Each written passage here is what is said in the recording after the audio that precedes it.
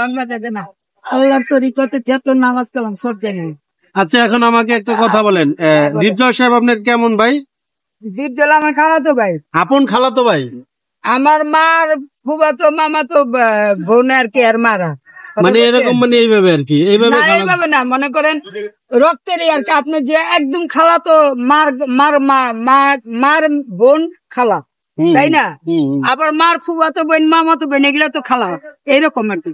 আপনি আবার মনে করেন অনেক দূরেও যাবেন না, এত কাছেও আসবেন। এরা আমার সবাই আত্মীয়, আমি ওপেনই বলি, আমি লালনা বলতে চেষ্টা করবো। আপনি আপনাদের এই যে গাবতলিতে কয়টা বাড়ি?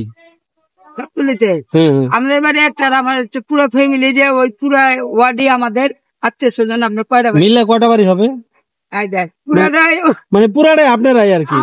আর মূলত আপনার নিজস্ব একটা বাড়ি আছে, আপনার বাপের আছে, স্বামীর বাড়ি আছে, শ্বশুর বাড়ি আমি শেয়ার করতেছি না, এই মুহূর্তে আমি পাগল বেশ। তো আপনার স্বামী কি বিয়ে শাদী করছে? আবার বিয়ে করছে, ওই জাহাঙ্গীরনগরের ছাত্র লেহাজউদ্দিন, সাভার বাটপাড়া লেহাজউদ্দিন। হ্যাঁ, তারপরে ওই আবার দক্ষিণ কোরিয়া থেকে গেছে, জাহাঙ্গীরনগরের ছাত্র। আরে যাই হপ একটা দোলাই দেন আর সম্পত্তি আর দিয়ে। এখন মূলত আপনি সন্তানকে হারিয়ে আপনি মানে এই মানে এরকম আমার লাইন আগে থেকে আগে ছিল, মানে সন্তান আর পুরোপুরি একবার আয়া পড়ছে। এই মানে শ্বাস পোশাক এরকম ছিল না, অনেক মনে ছিল। বাংলাদেশে মডেলিং করা তো, শুটিং করা। আপনি শুটিংও করছেন? আমার চিতায় দিছিনি আগুন দিয়ে শ্মশানে, গান্ধে আমি ওরাইছে তোর প্রেমের কারণে। গান এই গান আপনার গান? আয় হায় আল্লাহ রে আল্লাহ। মিষ্টি মেয়ে তৃষ্ণা কে, সেটা আপনি যদি কখনো খুঁজে পান 11 নম্বরে গানে দেখুন। মিষ্টি মেয়ে তৃষ্ণা, মিষ্টি মেয়ে তৃষ্ণা কে, আপনি নায়িকা ছিলেন? 11 ওই ছবি দেখলেই বুঝতে পারবেন। সিনেমার নায়িকা ছিলেন আপনি? আপনি ওইটা দেখলেই বুঝতে পারবেন আমি কি ছিলাম।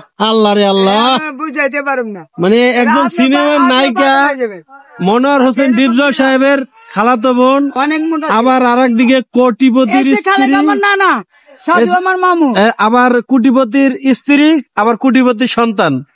মানে দেখেন তো, সে কিন্তু দেখেন আজকে কি রান্না করছে, আপনাদেরকে দেখেন। এই যে জুলাপাতি খেলতেছে একা একা, এবং রান্না মানে অস্থির, মানে এই রান্নাটা আমার ভালো লাগছে। খাইতেও পারে, সমস্যা নাই। মানে খুবই ভালো লাগছে আমার। এই হলো ব্যাপার স্যাপার। তো উনি শাহ আলী মাজারে আছে খুবই।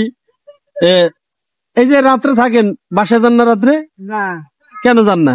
বাসায় যাইলে যে বলবো নাহিদের আম্মু আন্টি, আমার নাহিদের আম্মু, আমার নাহিদের জন আমি দেখুম না, বুঝে তখন কষ্ট হইব। তখন কষ্ট নাকি। মানে মূলত সন্তানের যদি বাড়িতে বাসায় যে না পায়, তখন উনি আরেকটু পাগল হয়ে যাবে। এই জন্য উনি এই মাজারে মাজারে থাকতেছে, তাই তো? ওকে ওকে ওকে ওকে। তো এই যে আপনার এই যে ভাইয়েরা, আপনার আত্মীয় স্বজন আপনাকে